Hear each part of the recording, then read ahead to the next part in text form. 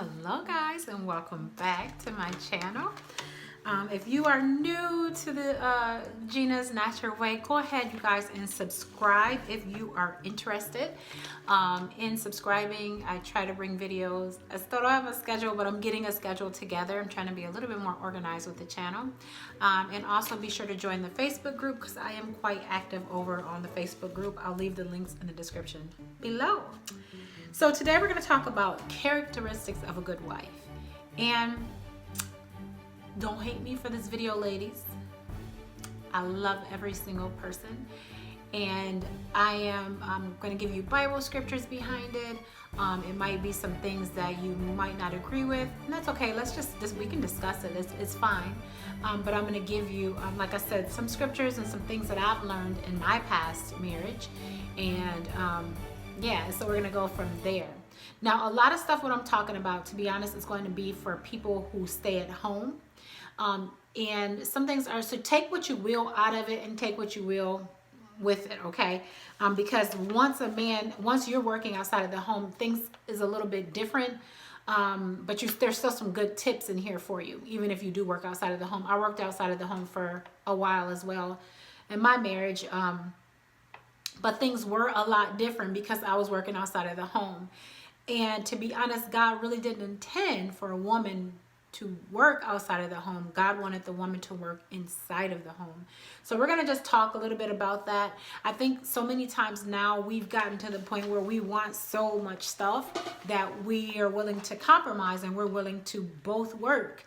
But when you have children and you have like a lot to do, with your kids and raising your children and everything, to be honest, a woman really should be at home with her children. I know you make your lifestyle adjust. So for my husband and I, for those of you who are new, we've been married for 23 years or so. Our first 10 years of our marriage was just not good, a total disaster. And we argued all the time. There was a lot of stuff going on. And I just was like, I can't do this. I left with the clothes on my back and I had my children, and I'm like, you know what, let's go. So we left, and I had to go on welfare. I had a lot that was going on. That's when I went into my depression, and all sorts of stuff happened at that time. But I know that I couldn't go on with what I was doing, with what my spouse and I was doing, and so I had to end that. And in ending it, we actually divorced. We didn't just separate; we actually divorced. And I remember, because I grew up with my mother and father arguing all the time. I could hear them arguing at night. The house was just not nice. Sometimes my dad would be on eggshells, and I didn't want that for the children. And so I couldn't take it. I left. But then we divorced for a year, got back together, and got remarried. And we've been remarried ever since.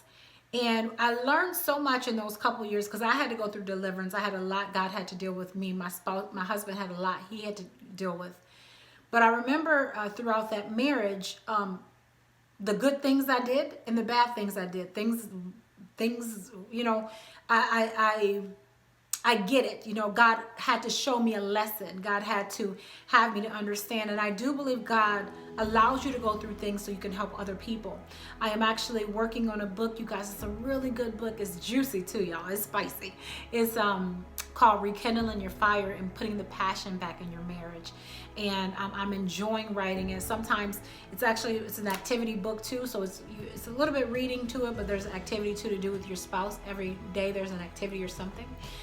But it's opening up conversation, and it's opening up things that a lot of times we don't think to ask our spouse, or we don't think to communicate, or we don't think to do stuff. And a lot of times our marriages fail. Like, the reason marriages fail, I think they said, was money was number one, and the second one I think was infidelity.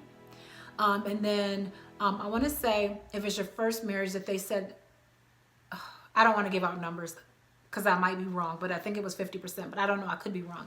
So marriage is something that the devil really, really comes after. And it's crazy, especially even Christians. Like, it's like we should have the power, and the authority to be able to flee the devil, but we're so busy being defensive, as women, and, oh, you ain't gonna tell me this, you ain't gonna tell me. We're so busy trying to fight against their husband instead of becoming one. And so we're going to talk today about some characteristics of a good wife. Let's go to Proverbs 31. And can you all agree with me that this Proverbs 31 woman definitely did not work outside of the home? I will tell you, she doing all of this stuff, there's no way she could have worked outside of the home. And it's called a wife of noble character. It's Proverbs 31, and let's start at verse 10. Also, when I was working out, so let me explain a little bit. In my first marriage, when I had my son, I had my son when I was 21. And we, of course, didn't live the way we did right now because my spouse wanted me to stay home and take care of our son. And I wanted to stay home to take care of our son because I just didn't want to take him to daycare. And so we sacrificed because I was no longer working. I was, obviously working up until that point, and then I was no longer working. And so what we did was we just had an apartment. We didn't have a fancy car. We didn't do anything like that. We got with what we could afford. I think sometimes people always want bigger. They want better. And if you can't afford it, you go with what you can afford. If you're living in an apartment, okay, or get you a cheaper house or something like that, but a lot of times we want things so big, you know what I mean? But we don't want to put in the work. And so we struggled because I was not a Proverbs 31 woman. I definitely was not a Proverbs 31 woman in the beginning of our marriage. I was a nothing woman. I was terrible. I was not a woman of character. I spent like crazy. I did not use a coupon. I did not find a sale. I was just shopped. I was not a woman of the Bible. I was saved a little bit, I guess a little bit, you could say, in and out, not really hardcore, but I was, saved or whatever. So let's hear about this. So it says, a wife of noble character. Who can find a virtuous and capable wife? This is the NLT version, okay? It says, she's more precious than rubies. Her husband can trust her, and she will greatly enrich his life. She brings him good, not harm, all the days of her life, right? She finds wool and flax and busily spins it. She's like a merchant's ship, bringing her food from afar. She gets up before dawn to prepare breakfast for her household and plan the day's work for her servant girls. What a woman, right? She goes to inspect a field and buys it. With her earnings, she plants a vineyard. She is energetic and strong, a hard worker. So it sounds like she worked inside of the home and a little bit outside of the home. Maybe she went to the farmer's market and did things around the home, right, to get money. So not only was she doing all that work, she also was still bringing money into her household. It says she's energetic and strong, a hard worker.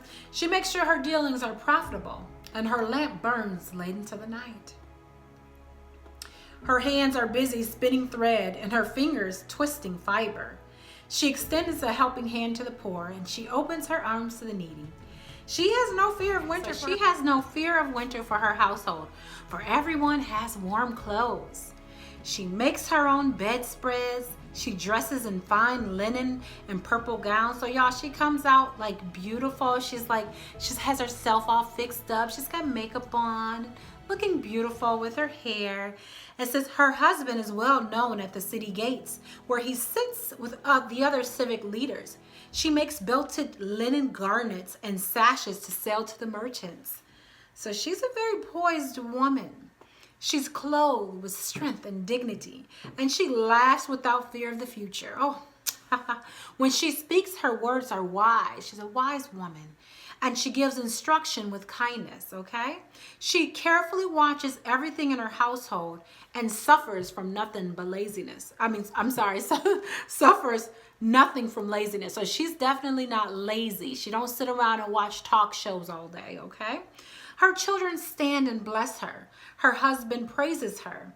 And there are many virtuous and capable women in the world, but you surpass them all. Charm is deceptive, and beauty does not last. But a woman who fears the Lord will be greatly praised. Reward her for all she has done. Let her deeds publicly declare her praise. So we talk about this woman, and this woman, like I said, she was most likely, she didn't have a 9-to-5 job, obviously, because she wouldn't be able to do all of that with a 9-to-5 job. But she was a great woman. So we're going to talk about a few characteristics that she had and some things. And let me tell you, I do have a lot of these qualities now. Like I said, back in my first marriage, that definitely was not me. We would run out of toilet paper. We would run out of paper towel. We would run out of dish soap. We would run out of a lot of stuff. So I'm going to tell you a little bit. So I do have a lot of these qualities, right? I don't knit and all of that stuff, y'all, but I do have a lot of the qualities. For example, let me give you some examples. One thing I do understand, my husband is such a hard worker. And let me tell you guys, I always have something going on the side. I always have money coming in, always. Because my children are older. If your kids are little, you might not be able to do all of this if you have little bitty ones. But now that my kids, or you could do some stuff maybe when they're napping or something like that, maybe do some stuff and put it on Etsy or something like that. But my kids are 16 and 21. Obviously, my oldest is in college, but he still lives home. So I do always have money coming in. There was one time when I still was working on the side, but I owned a store in the mall, and it was very, very, very busy. And it was to the point if someone would call in, I'd have to go. I was doing a lot of work, and my husband was working third shift at the time, and he was like, sometimes he wouldn't wake up to get our sons from school. This was back when they both were in school. So, you know, they'd be like, Mom, what's going on? Well, I had to continue to work because I couldn't leave my store open if somebody called in. It was a lot going on. And my husband's like, listen, I know you're enjoying what you're doing, but he is the main provider. And so we did have to let that go. So I had to respect my husband enough to say, okay, I need to figure out something that I can do in the home where I can work my own hours in the home and be able to take care of my family as well. I couldn't cook anymore. I couldn't make sure the house was clean. I couldn't do anything. And so my first priority is to my family. That's my first priority. My husband is the main breadwinner, and so he works very hard. So one thing what I make sure of is every single time my husband comes home, the house is going to be spotless. And I make those children know, my kids know, you better have your chores done, you better have the room cleaned up, because by the time your dad walks in this house should not be a mess. Nobody wants to get out of work and see the house just all messed up all the time, and just, that's not good. And I always make sure, okay, what time are you coming home? Because I make sure I have a hot meal for my husband. Okay, so I always make sure I have these things. I make sure that he's got clean clothes, right? I'm not the best with keeping up on the washing, but he's gonna always have clean clothes, clean underwear, clean t-shirts. He's gonna always have it.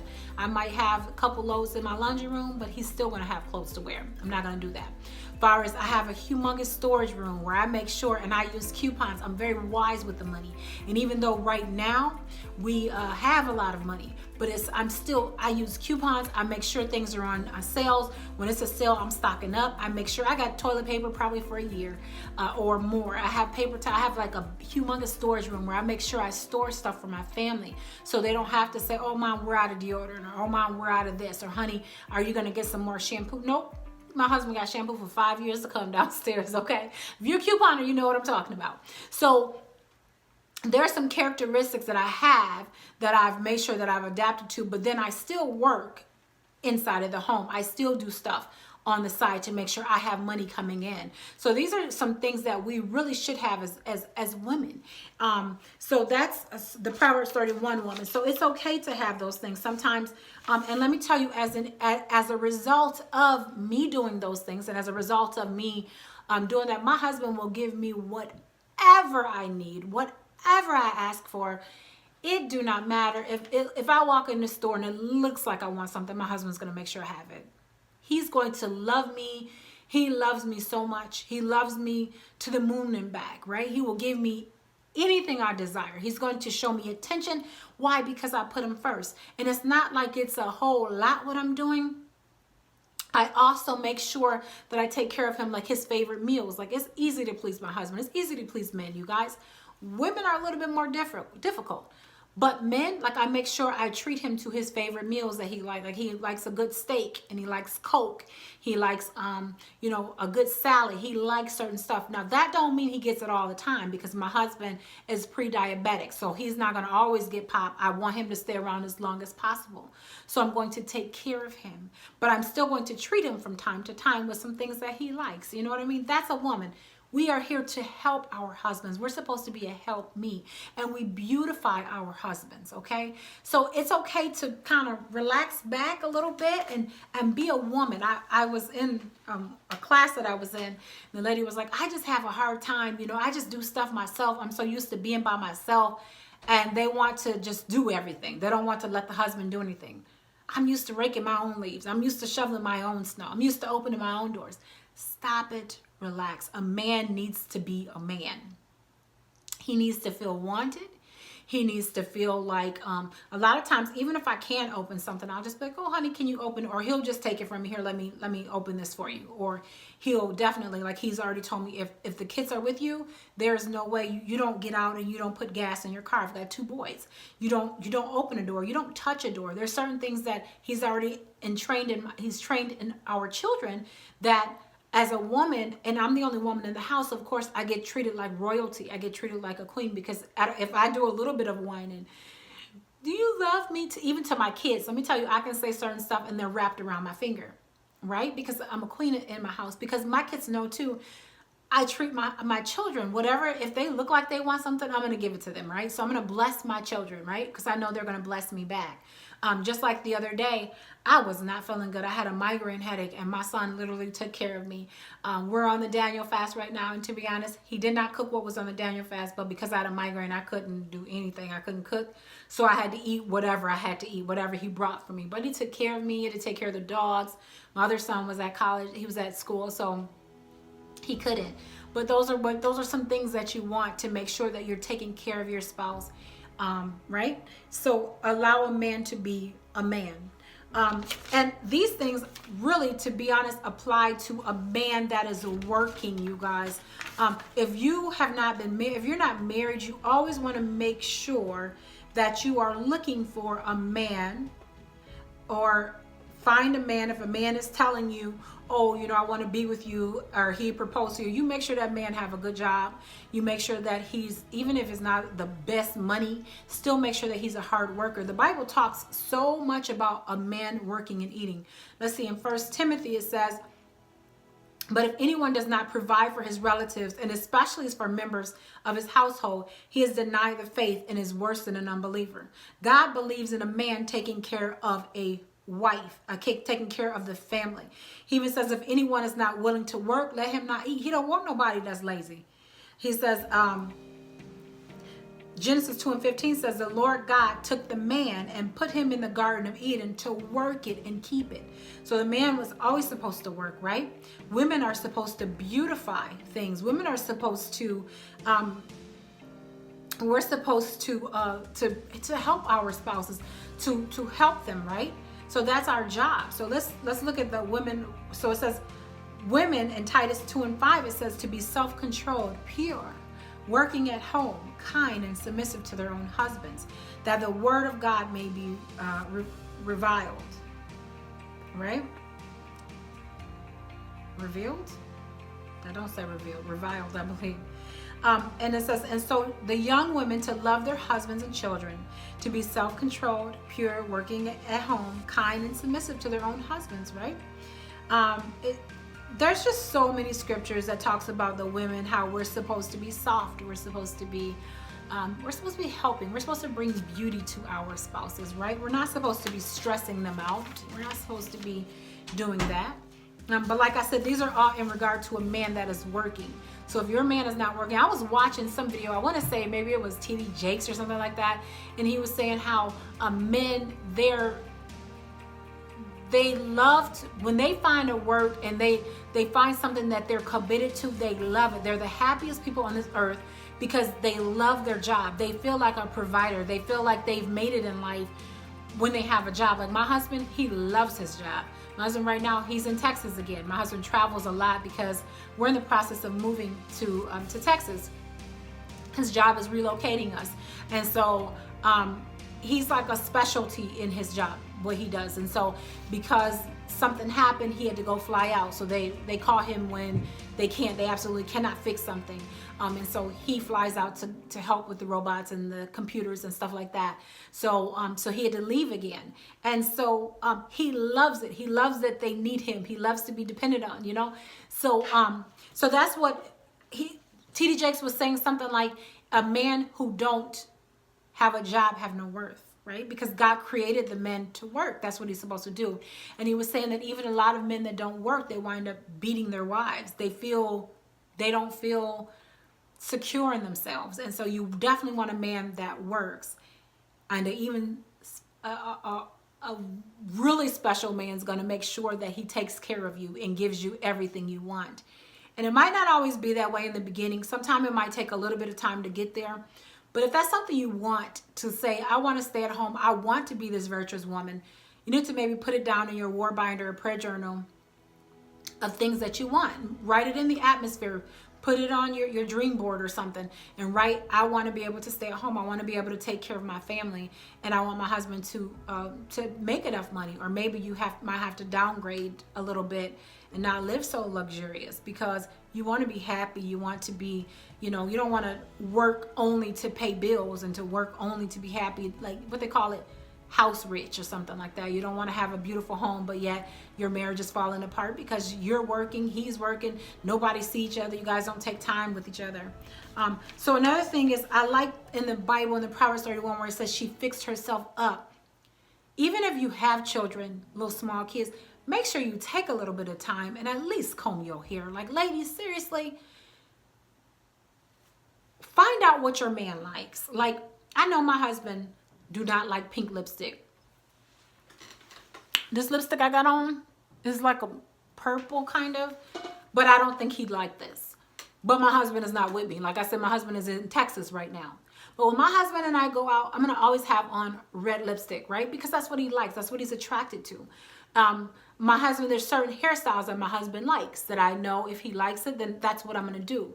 My husband don't mind me wearing makeup. He loves it. So I wear my makeup. But I'm not going to make sure, he's not going to work all these hours, come home and I'm looking like crazy, Even tonight when he gets out of work and FaceTime, I'm going to put a little bit of lip gloss on, you know, and make sure that I'm looking good for my man. Like, take a little bit of time, because what happens is the devil creeps in. Oh, this video is getting a little bit long. Let me hurry this up.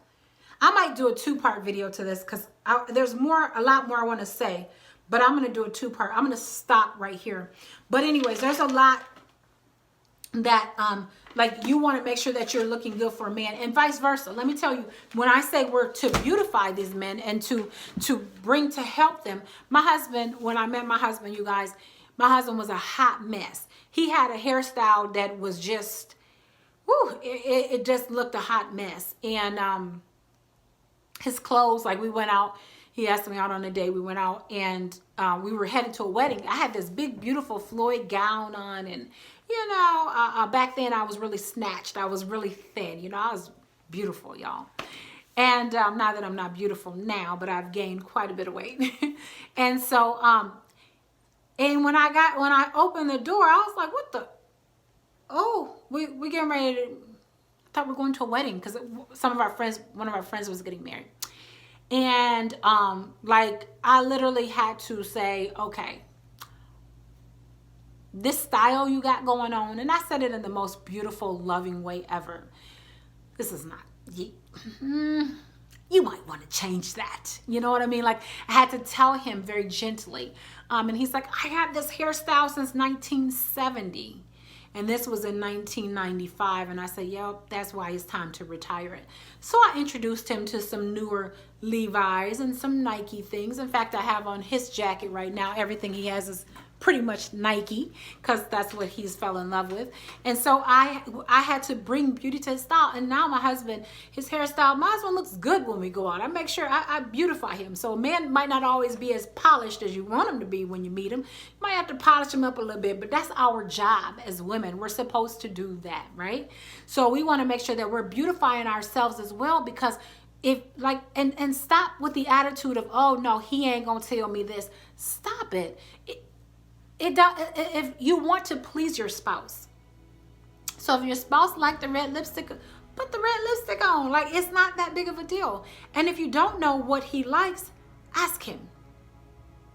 Baby, do you like me when I wear this? There's certain nightgowns that my husband don't like that I just don't even wear anymore, because he's like, if you don't take that moo-moo off, that looks a hot mess. So you want your spouse to be attracted to you, right?